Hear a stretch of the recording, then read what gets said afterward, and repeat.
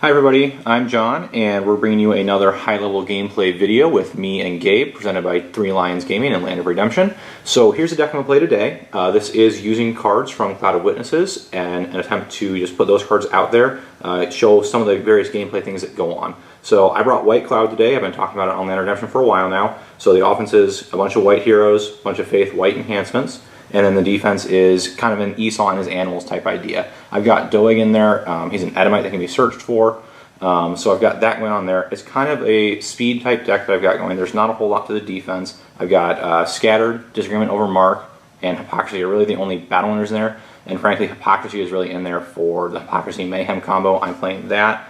I'm frankly a little not okay with my dominant selection here. I'm not playing Destruction or Shipwreck, and sometimes I feel like that's pretty bad. There's a lot of times I wish I had one or the other of those, but in order to make room for Mayhem and Falling Away and Grapes, since I'm playing a smaller defense, I want Grapes because if I fall behind, it can help get me caught back up. I just didn't have room for those two, so I ended up there. So the other thing I'm doing is playing these couple split enhancements here, Today and Warning Against Rebellion, which are white-brown. So there's a couple characters on the defense, Doeg and Lions that can play them, but primarily they are offensive cards. So that's kind of what I'm going to try to do today, is use the White Cloud, Cloud of Witnesses, and the various other recursions to maximize my battle winners over there and have a smallish defense that hopefully can get me a block or two.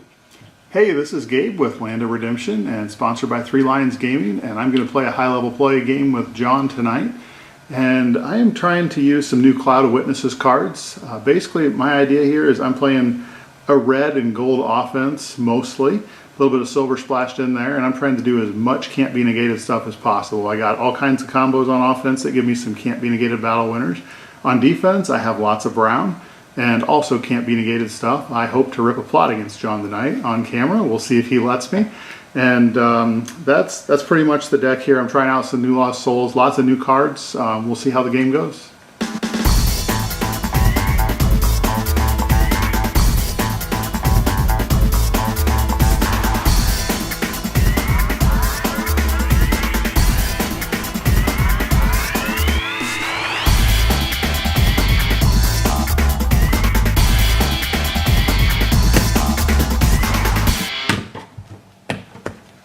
I'm going to need it. Yeah, okay.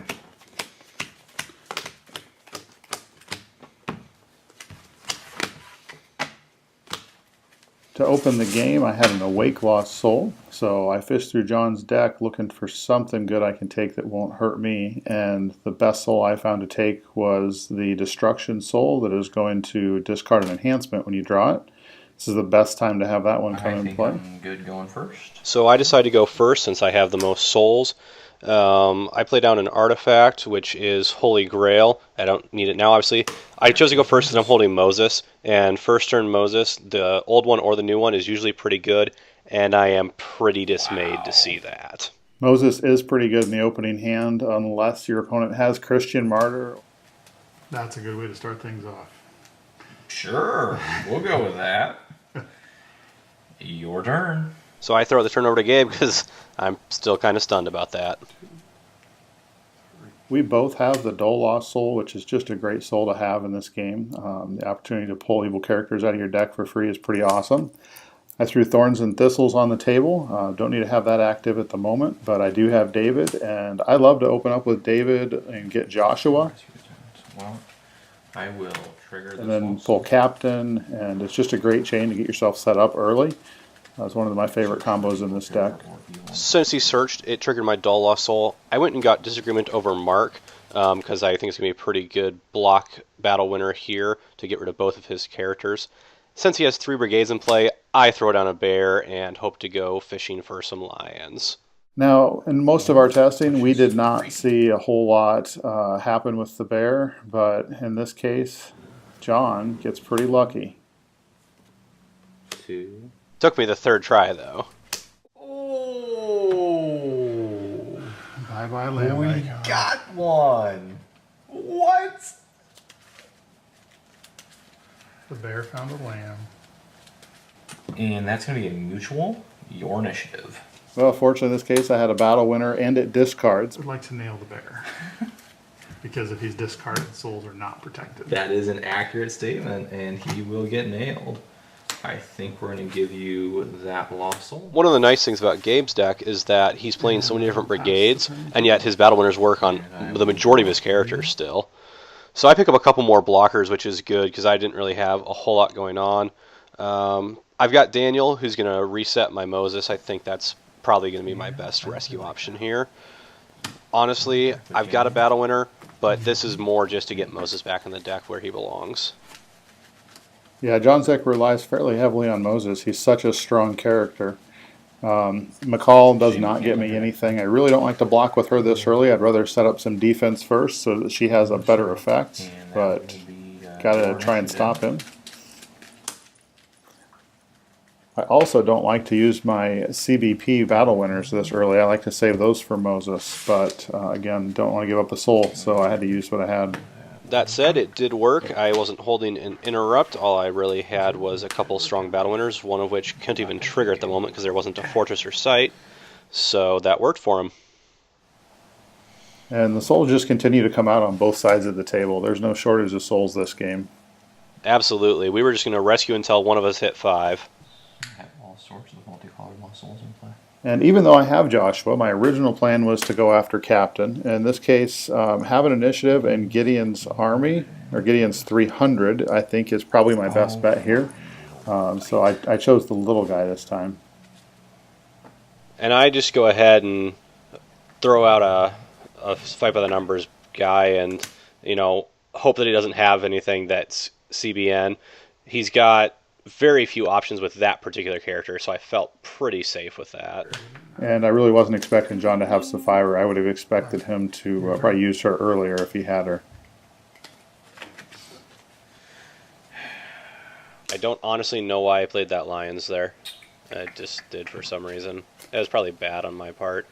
Gabe's been running pretty light on the defense. If he's blocking with a call, that implies to me he doesn't have a lot. So Grail to Converter is a great play in my mind. Potentially just pushing somebody through for an easy rescue. I would agree. And now we see why you play down the Lions. You wanted to play your territory class enhancement. Right, that's exactly right. And I actually don't have a rescue this turn. I think I just used Grail preemptively. I don't actually have a hero right now. It doesn't hurt to take out my defense. If I were to set down another evil character next turn, you'd only be able to get one of them. But the fact that you use Grail this turn sets you up for a better rescue attempt next turn. Absolutely. It also protects that first rescue, or first conversion rather, from Treasures of War. Absolutely. Now in this case, I did an exchange with the Escape Lost Soul, but I really didn't have anything else to get at this point, so I just let her ride. I'm going to go with Joshua. It's really tempting to search for Captain here, but John has the Dole Lost Soul, and that would not necessarily be a great deal for me. I had missed the trigger on my Dole Lost Soul earlier when he used Daniel. Remembering to use that soul is something we're going to have to adjust to. It's not something that I'm used to triggering often, so it's a great soul, but you do have to remember it. I believe that's the other reason I played Lions was to set up a hunter block. I love to draw cards with this defense, and I'm not afraid to sacrifice my characters because I feel the offense is strong enough to race someone if I do end up not having blocks later on in the game. I'm not too concerned about the deck right now, so I'm not going to do that. I will pass my search, and then F block anyway, discard an animal, draw 2. There goes the animal. You nailed it. I pick up a couple cards here and see no defense. It was Moses' Parents and Angel of the Lord, which I'm pretty pumped about for my next turn, but unfortunately it's not going to do a whole lot for me here. So I try to play that Disagreement over Mark from earlier, and every time I play this card against Gabe, he has a negate. And even though it's not CBN, Samuel's Edict is still really good. John didn't have a response in this case. I did not. I'm only playing one interrupt, and I did not have it. I give Gabe a tap. You did. 2, 3, 4, 5, 6, 7, 8. I'm going to pass. Hey, there's my interrupt and my Christian Martyr. I'm a turn behind, I guess. One turn too late. Well, the only option that I have to push here is Moses' Parents, so we just go ahead and go for it. They are small, they get initiative, and that's a little bit scary. Plus, not to mention that they're protected from the first enhancement played, which creates problems a lot of times. That is a pretty strong block from Gabe, though. Yeah, I did draw evil characters. I kept them in my hand to protect them from the Holy Grail and also to catch John by surprise. That's a pretty nice combo that I drew there, the two of them being able to band, though. I combo the parents with their faith and choose to ignore one of the brigades. They are both brown and pale green, so I could have picked either one, and the result would have been the same. Yep, that's good enough for a soul. You'll be okay for one game. 2 if you don't manage to rip a plot against me. True. All right, well, now that he has a territory class character, it's time to turn up Thorns and Thistles and get some use out of that. That card is incredibly annoying. It's really powerful. Not the artifact limiting part of it. The fact that it stops my strong territory class characters like Moses' parents and Moses himself. Now here I finally drew my captain. I didn't need to search him out and trigger the Dull Soul. So this is a pretty strong band. We'll see if John can find a way to deal with it. I really only have one line of play here, and even this I slightly misplay. He's already played a couple of enhancements. I'm just hoping he doesn't have another one. I block with a fight with a numbers character, or a first striking character rather, and Christian Martyr his captain. If I had Christian Martyred his Joshua, I had Dream in hand that I could have played, and I doubt he has any silver enhancements. That would have gotten me a block. In this case, I'm just playing for numbers because Captain negates the underdecking ability, but the numbers are enough to get me past Doeg. And Dream does not quite have enough offense to put me back in the game where I could force him to play another one. So like I said, I played it wrong. If I was already committed to playing Dream for numbers, I should have killed Joshua, because then I would have beaten Captain more than likely, unless he's holding Sword of the Spirit or something like that. Yeah, and you totally would have. You played 2 that had numbers already, so it was worth the risk there. It was worth the risk to do that play, but I just played it wrong. Exactly. I will pass the turn. Yeah, there's always risk and reward in choices, and sometimes it's about making the one that gives you the best probability. Hey, so we see my Moses again. Unfortunately, he's not going to be protected if I rescue with him because of that Thorns and Thistles. I go ahead and use my second Grail here and convert that King Manny up. He's still got a blocker there that I need to be cognizant of, although I am holding Angel still. With his Angel of the Lord and my inability to band, he's probably got a sure rescue this turn. I play down Faith of Enoch. I've already been Christian Martyred, unfortunately, so the likelihood of that triggering is slim, but it is still worth playing to Dead or Gabe. If his only battle winner is like Plot or something, he's going to be in trouble. So in this case, I'm just going to throw the 1/1 guy out because when you see him, you automatically assume Dungeon of Melkai.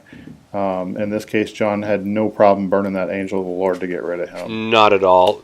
King Zed with Dungeon is a super strong block. Regardless of whether or not he actually had Dungeon, Angel is the right play there. Because then everything that Moses rescues into for Brown, he's already burned a CBP, and Dungeon isn't CBN anymore, so it's going to be a discard.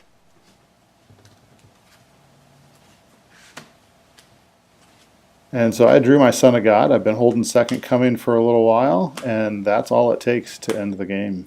It is. That was a quick one. I actually only got 4 turns total. Gabe went boom, boom, boom right down the line, and we ended that one pretty quickly. Yeah, sometimes they end that fast. Sometimes you just get everything you need to plow through somebody's defense, and that seemed to be the case, honestly, for both of us in a sense that game. We both had some pretty strong rescues. And I show my hand and reveal that I was a turn away from winning as well. I'm holding Second Coming there, and Son of God was on the top of the deck. So if I'd been able to push through a rescue next turn, I would have been able to do the same play. Yeah, in a game where there's just a lot of souls on the table, sometimes it's just going to come down to who can plow through the other person's defense the fastest. It doesn't always work that way, though. Sometimes the soul drought happens, and you have to have some defense to be able to hold off until your opponent draws the souls. But this game was basically just a slugfest. Absolutely. We went back and forth, and in the end, Gabe had the knockout punch. Now, because this game was so fast, we were able to record a second game for your enjoyment. I didn't get to rip my plot in the first game, so I guess you're going to have to stay tuned for game number 2 and see if that plot gets ripped. I certainly hope it doesn't. If it does, that's usually bad news. Brought to you by Land of Redemption and Three Lions Gaming. Visit threelionsgaming.com for all of your redemption needs.